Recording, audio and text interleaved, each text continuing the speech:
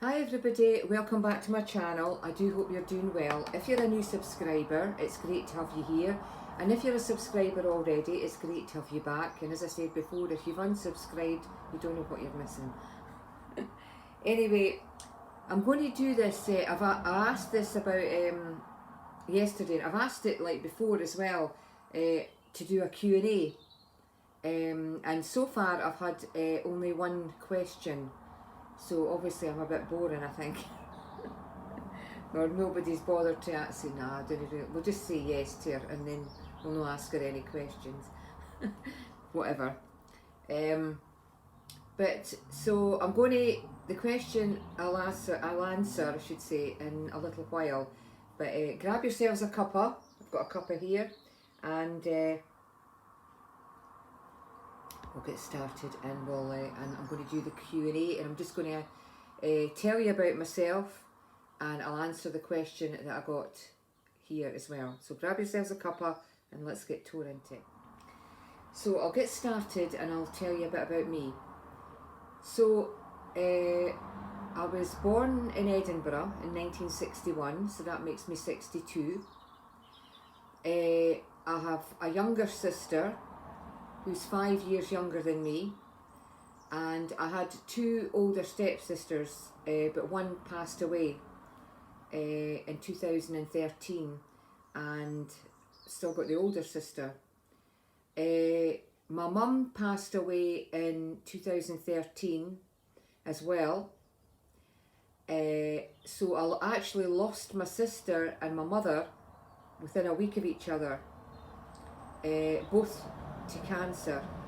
So my sister had mouth cancer and my mum had a tumour on her lung. I lost my dad in 1998, he was 76, to prostate cancer. I've lost nearly all my family on my mum's side and my dad's side, every single one of them. I've no aunties or uncles left. They've all passed away, all with cancer. My mum came from Ireland. She was born in Ireland, but she came over here to work, and that's how she met my dad in Scotland. My mum originally came from Tipperary in Ireland, and we used to go on holidays all the time to Ireland when we were young and that as well. We had a caravan, or we flew, or we went on the boat, and just whatever, you know. And so that was most of our holidays was spent in Ireland. So my dad used to get, I think it was about 3 weeks. My dad used to be a miner. Well, he didn't go underground in the pit. He was what they call a winding engine man.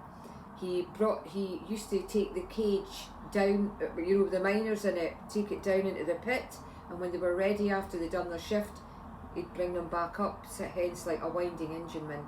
So he used to work in the pit, because I actually stay, I do stay in Edinburgh, but I actually stay outside of Edinburgh. So we're in like a little village. So it was a mining community. So my dad was working at that pit. So I went up, I think I went up a couple of times, but I went up once to see him. And when from a distance, when you saw like the big shaft, like the pit shaft, there was two of them. And when you saw it from a distance, it didn't look so big, but then he asked me to come up one day, so I went up just to see what he'd done. I was just a young girl, so I went up, and inside it was huge, like like outside you could see like the wheels, but inside it was like huge, big wheel like that, but outside it looked such a small wheel.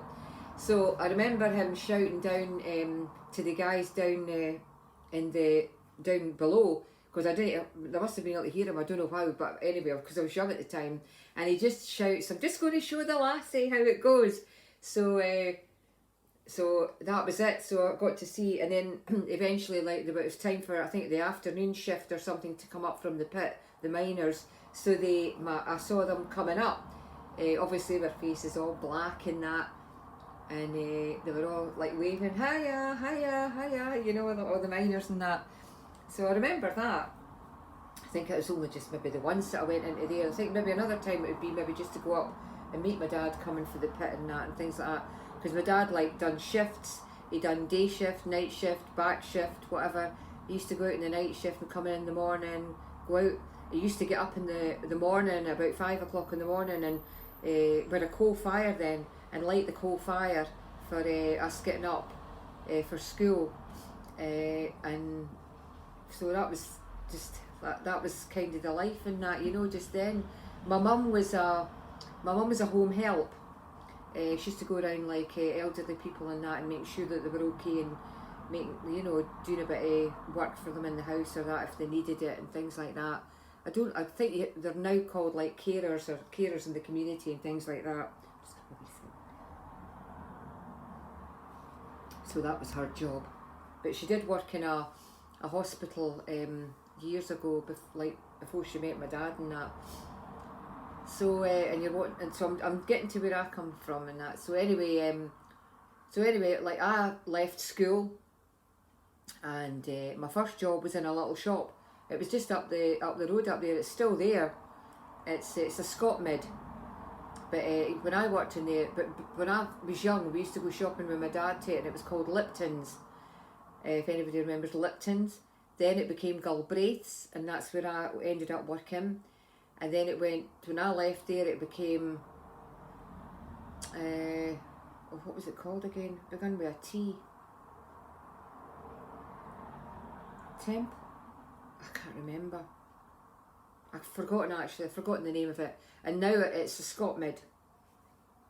But funnily enough, we did have two supermarkets where I stay. And one was across the other side of the road, and the other one, it was like a co-op, Scott Mid and that. We had actually quite a few well, not co-ops, but like you had like a co-op departments. We had like the grocery shop, and there was another department where it had hardware, I think it was, and then you go in there, and then you went up the stairs, there was a hairdresser's up there, and you crossed over the other side of the road, where it's now an Indian restaurant, but it used to be like a little pub at the time. That used to be like a draper's, and you went in and had all the clothes hanging up and like, you know, and all that kind of thing. So then that closed down. So did the hardware shop and all that kind of thing. And the co-op that's there now is now a bookies. So but the Scott Mid is still there, but I worked there. So I worked there for 3 years, and I left there and I went to work in a vet lab, which was just down the road from where I stay here, which is now a nursing home, because that closed I went to work there in 1980, and I left there in 1986. It closed down. I got married, I forgot about that. I was married in 1983. I was married for 13 years before I got divorced. In 1997, I think it was, 96, 97. I had my son, he was born in 1992, so he's 31, same age as when I had him. I was 31 when I had him. But in 1988, when I left the job in the vet lab, I wanted to start a family. So it took me a little while. Obviously I was married in 83, and it took me a wee while to fall pregnant. And when I did fall pregnant in 1988, I was 32 weeks. Yeah, 32 weeks, and I had a stillborn wee girl. Her name was Catherine. And so she is buried in a little, it's where the crematorium is, but there's a cemetery there as well. So she's in there. So I go every year. So I don't say I go a lot of times, but I go every time on the anniversary as well. My son comes with me, so I go myself like other times, but I go with my son on that actual day. So we normally spend the day together, and we go for a bit of lunch, and we lay some flowers. And what we do is we get quite a couple of bunches of flowers, and there's actually the bit where she's buried, and it started off like a small bit, but now it's called the Rose Garden, and there's like, you go walk for ages and ages, and there's loads of little graves and that, and then you go further along, and there's like a great big bit. It's like a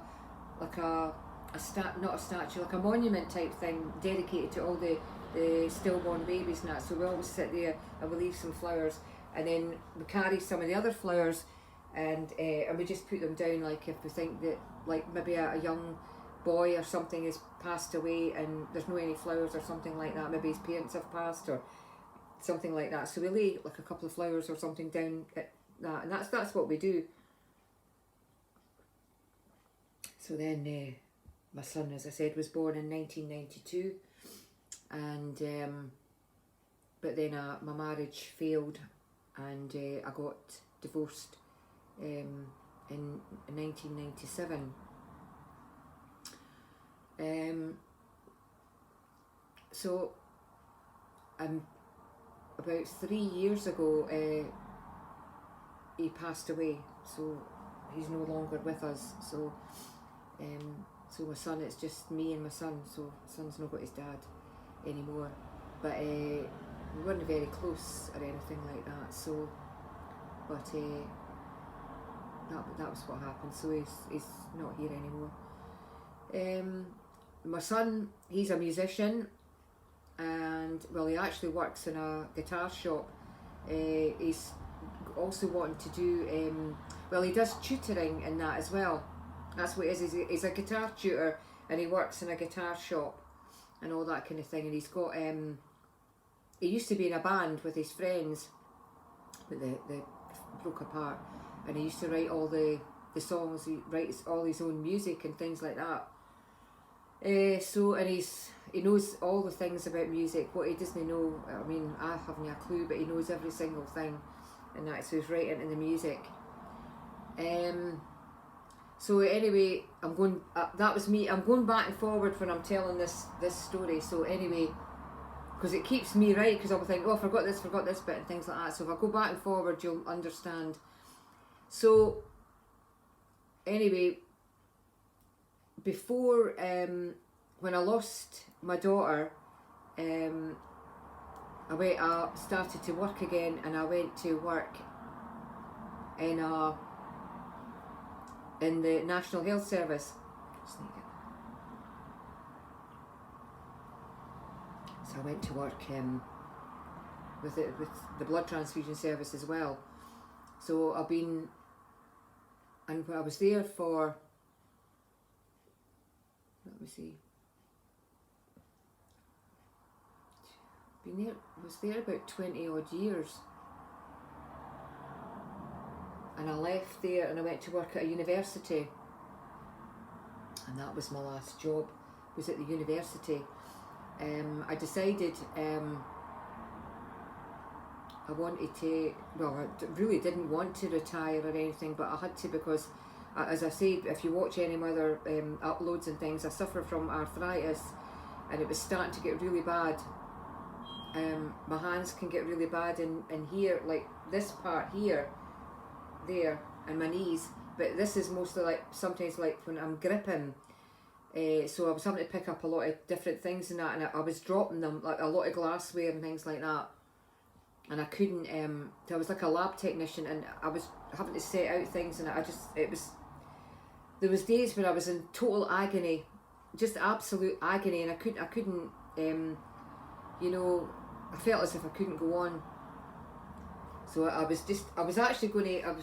were asking me if I wanted to have like different kind of work or that, and I thought, no, I want to just like do this, you know, like make things easier, and I says no.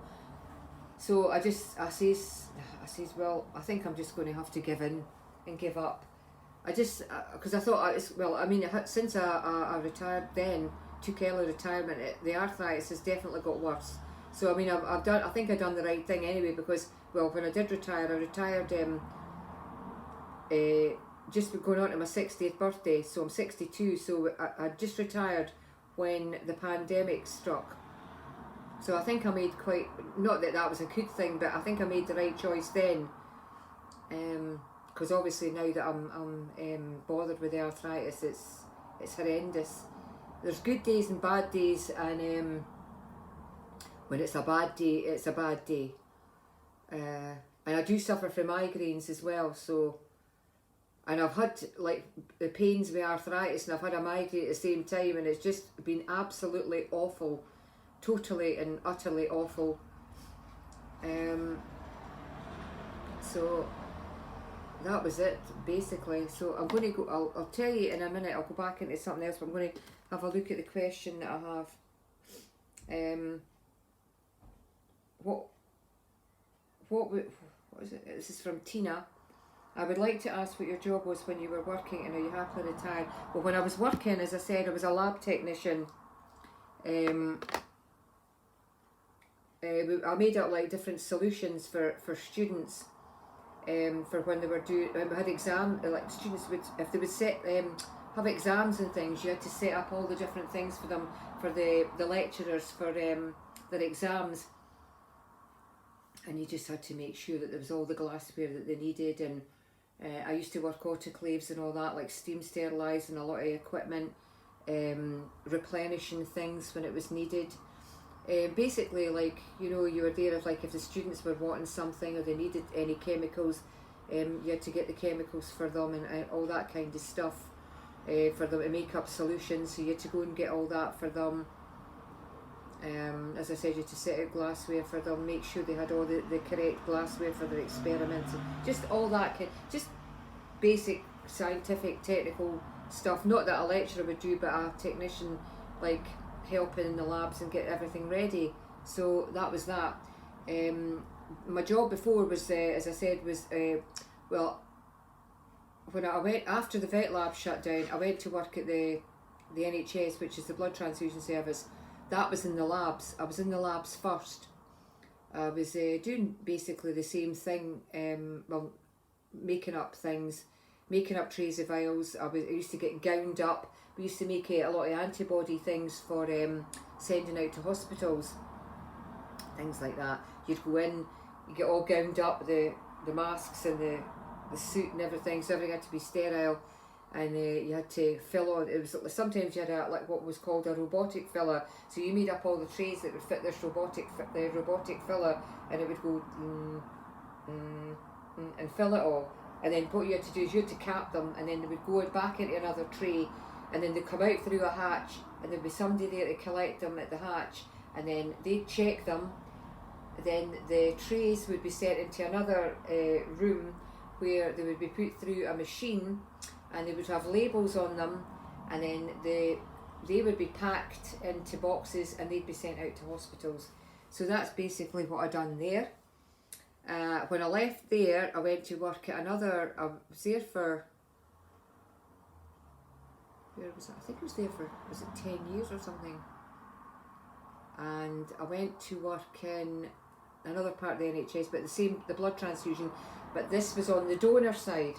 This was when people come in to give blood, so taking blood from people. But I didn't put the needle in for that, but I did do if their finger test, to see what blood group they were and all that kind of stuff, or make sure they were if they weren't anemic and all that kind of stuff for giving blood. So that was that. So that was actually long hours doing that. A very worthwhile job, obviously, but the hours were very, very long. You know, I could leave the house at 10:30.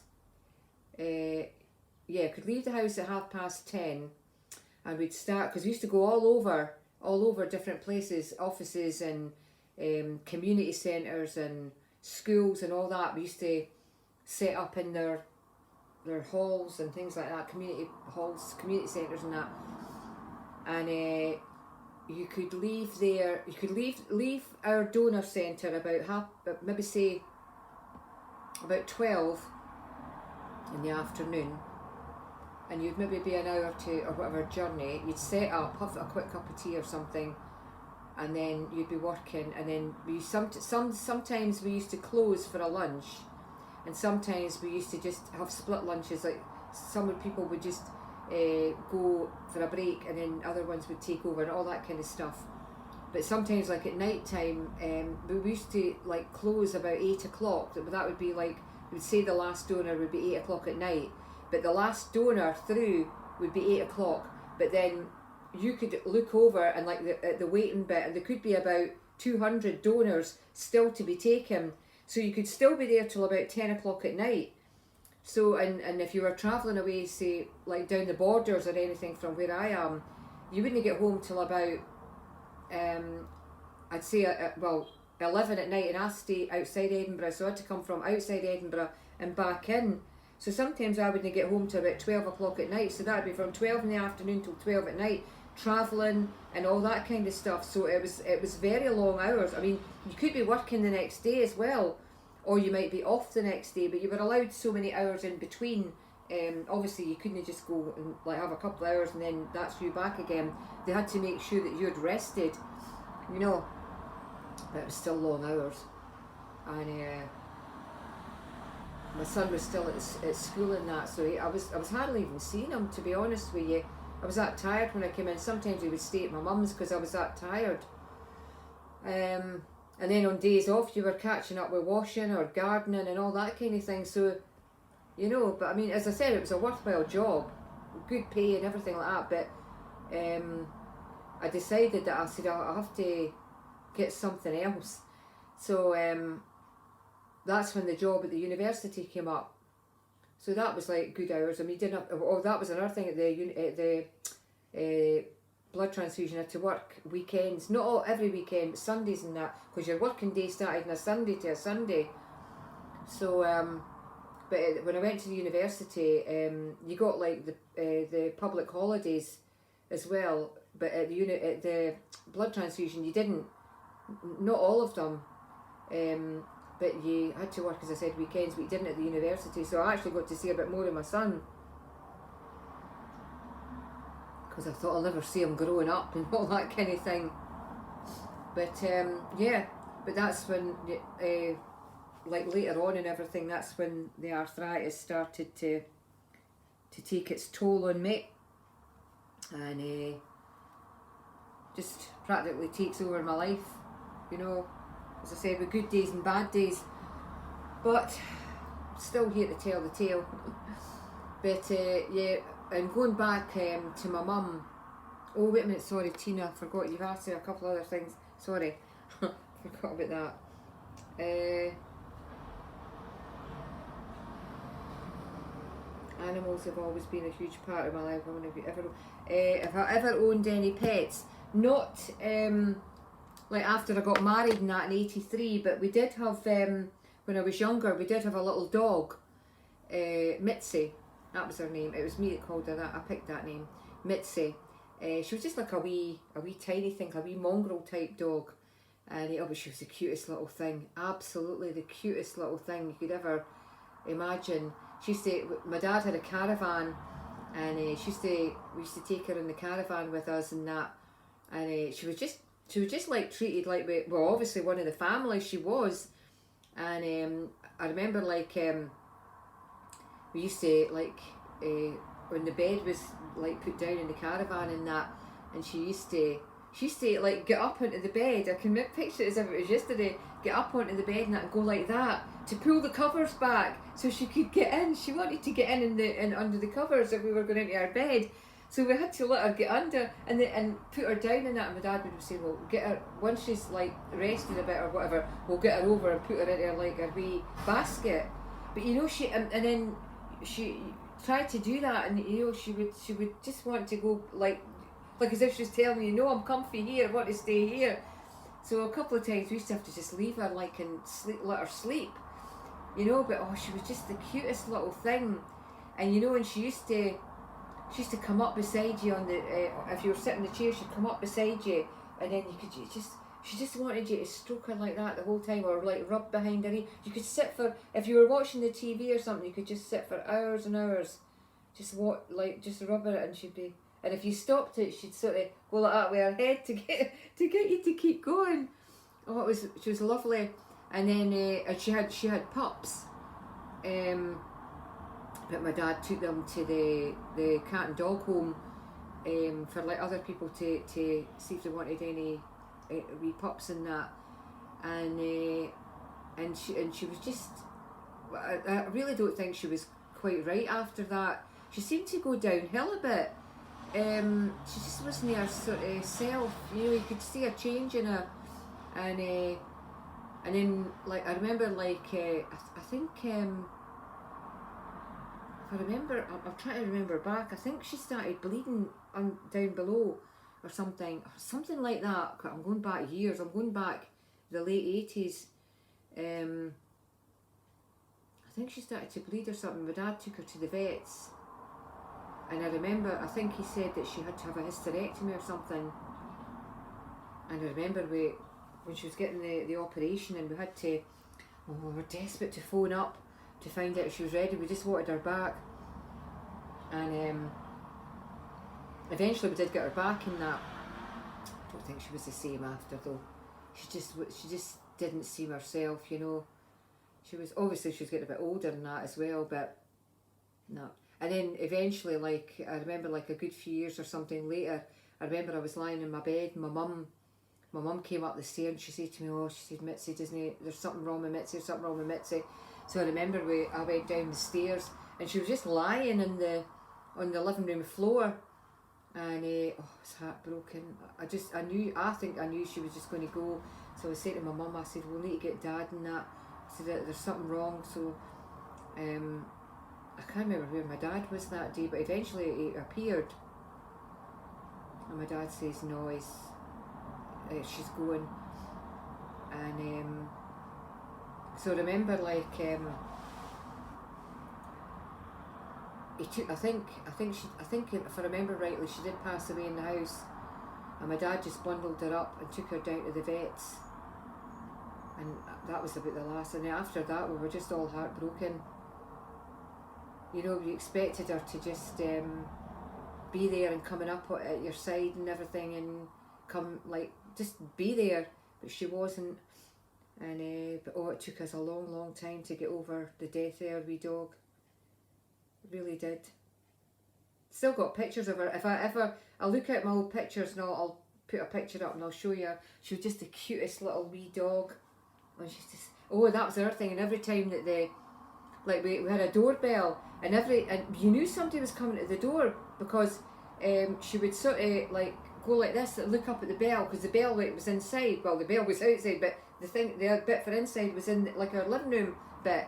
And then she would sort of go like that and look at the bell and sing with her head like that. And then the next minute it would go, and my dad would go, she knew that somebody was coming to the door. It was just, we couldn't get over that. We were all just excited about all that.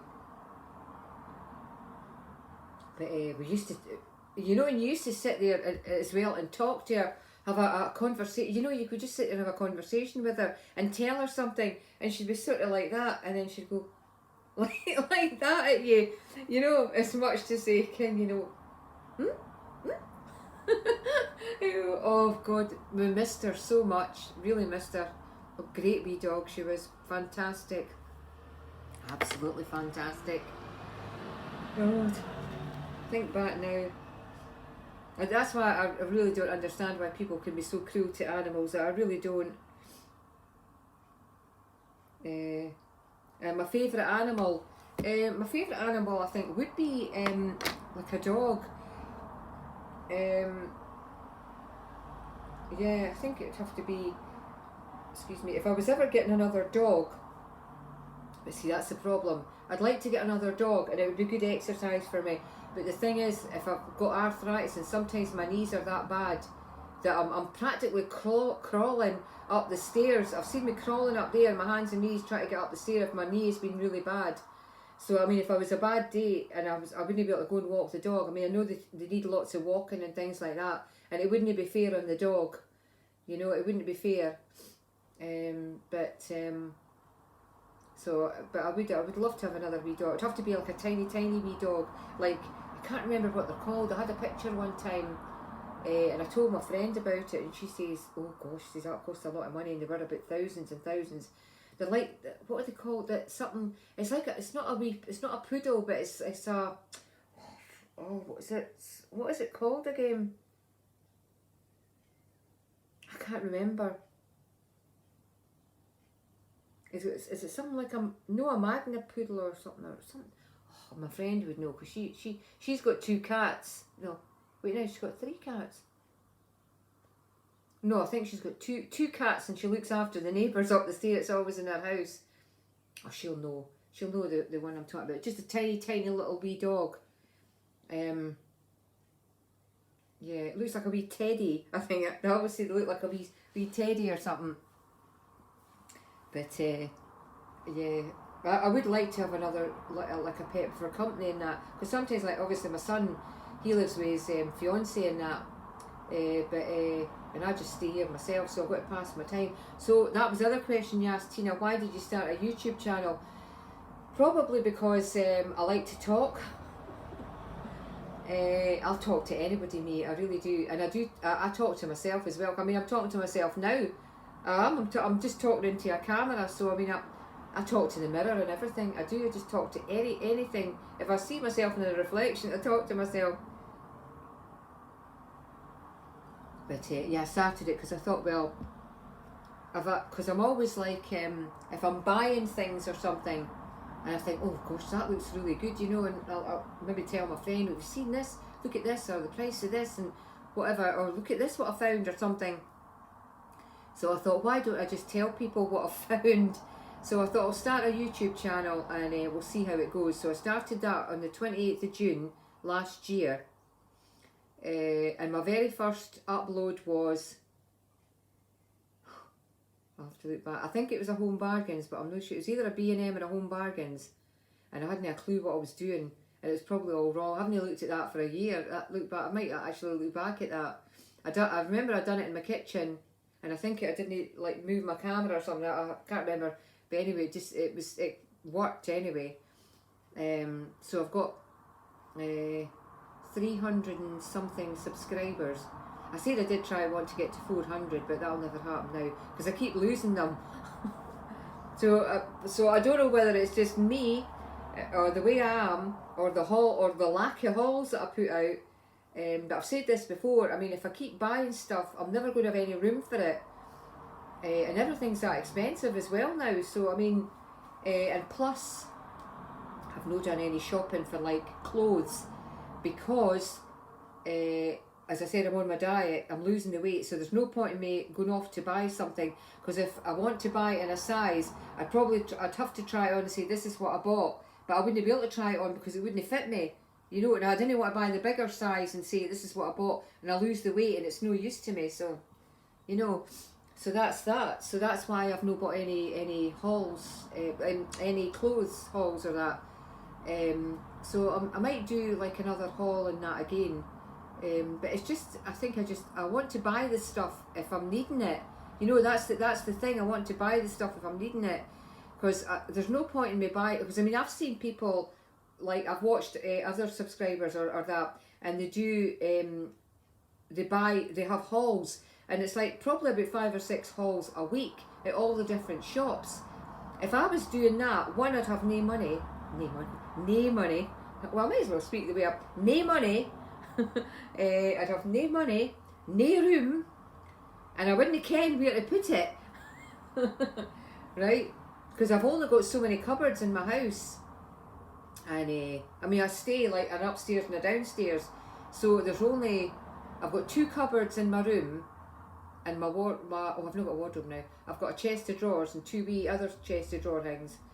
And my son's old room, that's to get done up. That's not been done up yet. There's a chest of drawers in there, and that's got half my stuff in it. And there's a cupboard in there, and that's got half the stuff in it. And there's a bit, and I've got another cupboard there because I'm in my living room. That's got the Christmas tree and decorations and coats and jackets up, and it's got a box with stuff in it. I can't remember what the heck is in that.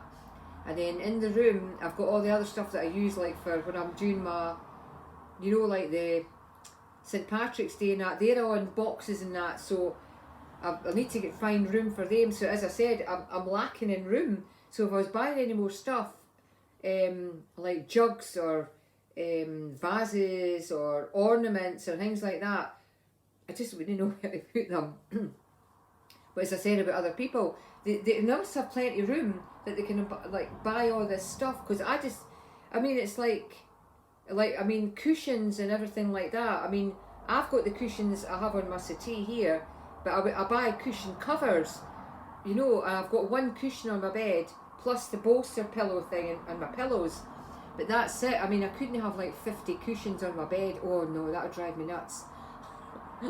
I could, like, people have all the cushions on their beds. Oh no, I just couldn't be bothered getting doing all that at night and having them all lying on the floor and then putting them on the bed in the morning. Oh no, no.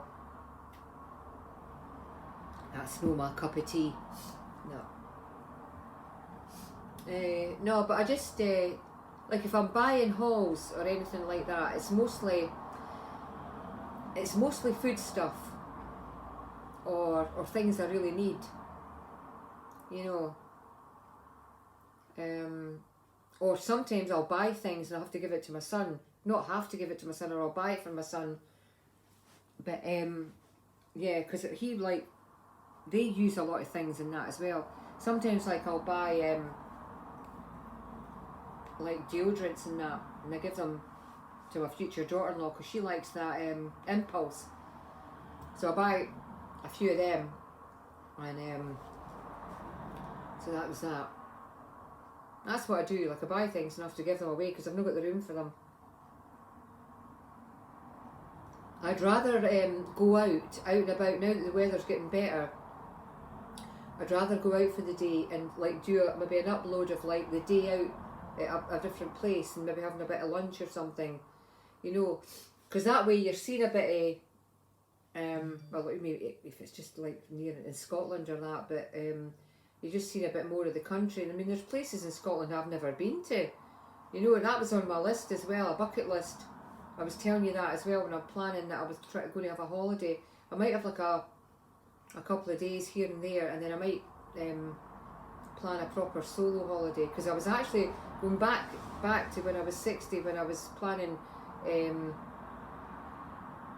to retire and planning this, that and the next thing. I was supposed to, there was two things I had that I was planning that I was going to do for my 60th. I didn't want a party or nothing like that. I was going to go with my friend. We were either going to go on a cruise. It was going to be a Caribbean cruise, because I have been to the Caribbean. That's me digressing again. I've been to Jamaica, but that was a good few years ago. But I wanted to go on a Caribbean cruise. I wanted to see different parts of the Caribbean. It was either that or 5 days in Dubai. So we were planning that, and luckily we didn't book anything, because then we got the pandemic struck. So that would be that. So then my 61st birthday, because I only started my YouTube last year, that was in June, so I'd be 61 then. So last January, didn't get anywhere either, because I spent Christmas and New Year and my birthday in the house with COVID. My son's had COVID twice, I think. Was it 3 times he's had it? So, and that was when everything was kind of, I think, was that when you were allowed to go to people's houses or something on the Christmas day, but on the Boxing Day you had to come back or something? Or was that the year before? No, it couldn't have been. Or whatever, anyway. I couldn't go anywhere anyway. So I had Christmas Day on my own, I had New Year's Day on my own, because I'd usually go to my friends on New Year's Day, but that couldn't have come about. I think, I'm trying to think, my birthday, I was still in, I didn't feel, you know, when I took the COVID at Christmas time, in fact, it was actually Christmas Eve, I didn't feel great, and I had to go and get a PCR test, and I had to wait, and at Boxing Day I got a text back to say that it was positive. So that's why I couldn't even go anywhere anyway. So I had to self-isolate and that, and then it took me till about March, I think, till I was feeling a bit better, because it really floored me. I was so tired all the time, even getting up in the morning, just have like my breakfast and that, and I felt really, really tired, and that was it. I was just absolutely... Oh, and talking about the pandemic, I keep going back and forward. When on the January, that's when I started. I said I wanted to lose weight as well. We were going to go on the holiday, and when I came back, I was going to start my diet. We really didn't know if I was going to go in the January for the holiday. I'm trying to think back. No, I think we were planning to go in the summer. That's what it was. we were planning to go in the summer and I wanted to lose weight. So I went to my friends on the 1st of January, and on the 2nd of January I said that's me on my diet. That's when we went into the pandemic, and that's when I thought, oh God, I'll never get out walking or nothing like that. I'll not be able to do the things I want to do, and I'll fall backwards because of, you know, being in the house and that all the time, not getting as much exercise. But I lost weight myself for the first few months, and then I went on to Slimming World because I thought I might, you know, fall by the wayside. I went on to Slimming World for about 3 months, and then I came off Slimming World. I went back on to do it myself, and obviously as I said, we're in the pandemic and that, and didn't get any holiday. And I think that was 2020. Is that right? Aye. Well, it seems ages ago when you're saying 23. Aye. So I lost the weight. I lost over 2 stone between that year and the following year. And then we were still planning our holiday that we never got, but we're actually planning it again in between from now, still on there. But then my friend, her husband suffers from diabetes, and he's got kidney dialysis. He started on that, so she's actually become like a kidney donor. So she's on a list, but I don't know if she's going to be compatible for her husband, but she's wanting to be on this list in case if she's not compatible for him, she can be compatible for somebody else. So she's forever getting called in and that, you know, like for getting things done and that. So I think she's away in next week, I think it is, for, I don't know if it's more tests or something or whatever. So we've kind of put all this on the back burner again. So we'll maybe get together on this holiday, I don't know, but that's why I keep thinking I maybe just need a solo holiday, even whether it's just a week or something, I don't know, because not had a proper holiday, you know, since God knows when.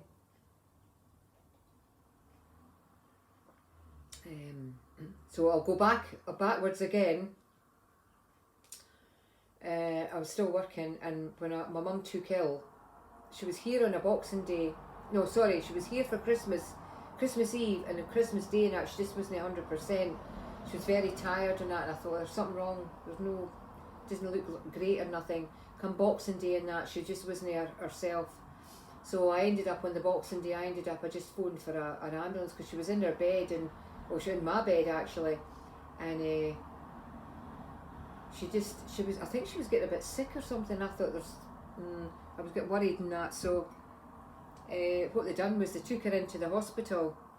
That was in the Boxing Day, and she was in like for a few weeks in that, and or was it a week or something?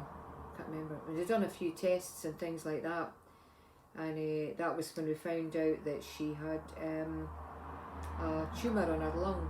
So she had cancer. So she didn't last very long. She only lasted till, that was the January, she lasted till the August. So my other sister at the time as well, she was suffering from cancer as well. So she had cancer in the mouth, and she'd half her face taken away. So I lost my mother and my sister within a week.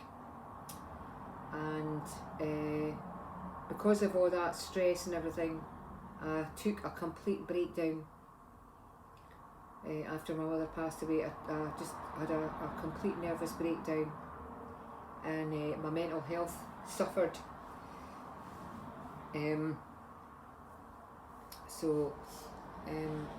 But I kept sort of going and things like that, but I wasn't 100%. I had good days, I had bad days. Days I just really felt like I didn't want to get out of my bed and everything. Days I couldn't be bothered going to work. Days I just couldn't be bothered. Just literally couldn't be bothered with life in general. The only thing that kept me going was knowing that I had, like, obviously my son, I had to be there for him, So, but I got the help that I needed. I got help, and I just managed to carry on. I mean, even to today, I have days when I get down. You know, I don't have great days, and and especially like when I've got the arthritis and that, and that, you know, when you just can't feel as if you just want to, you can't, your hands are sore and all that kind of stuff. Excuse me. And you just think, you know, another day, like you can't move your hand, your knees are sore, you're aching and all that. And then other days you're fine. You can get up and you can potter about and do things and all that and go for a walk and that, and then it can just hit you again like that, you know, just, and that's it. You're back to square one. So that can get me down a little bit. You know, that can make me feel a bit depressed when I'd like to be out and about and, you know, doing things and all that kind of stuff.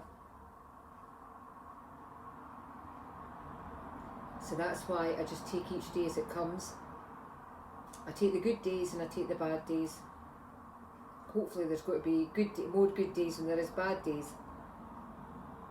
So that's basically why I got my YouTube channel as well, so it would give me something to do, and I could talk to people maybe if they're in the same situation or they've been through any, because I haven't really spoken about much. In fact, a couple of things I think I've maybe spoken about, if I remember right, in the past, but I haven't had such a deep conversation and told you about a lot of things as I have today, because there's nothing to be ashamed about of having a breakdown or having mental health. Your mental health. I mean, it's nothing at all to be totally ashamed of or anything, because there's hundreds and hundreds of people out there that keep a lot to themselves. I mean, I was lucky enough to have a good friend, or have a good friend, I should say, and my son, because between my son and my friend, they're the two people that I can go to, especially like my friend, because sometimes I never want to burden my son if I'm feeling a bit down and that, but he always says, you have to tell me when you're feeling down. But my friend,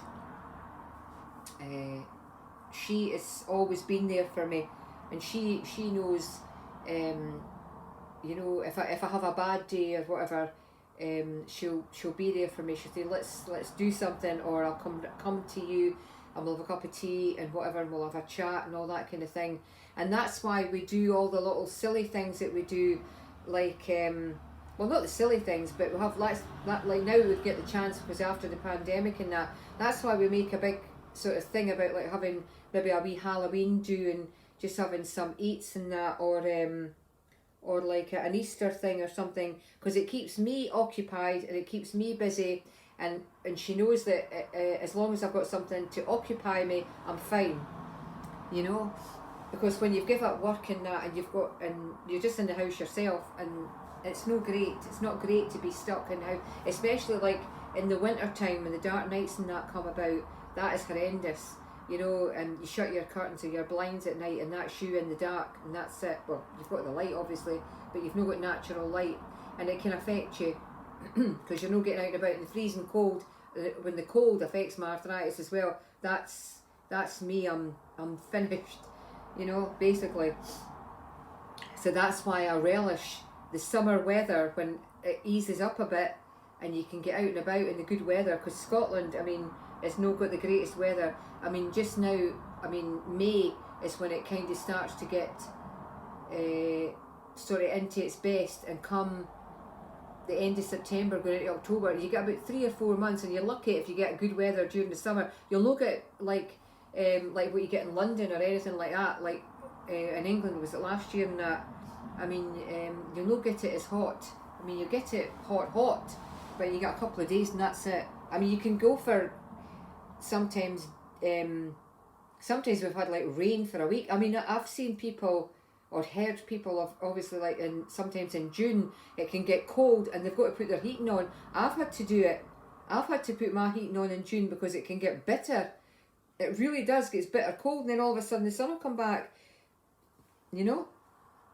So that's why they always say, and sometimes you get hailstones and that, and sometimes you can get, like, as I said, it's like a running joke. You get 4 seasons in one day.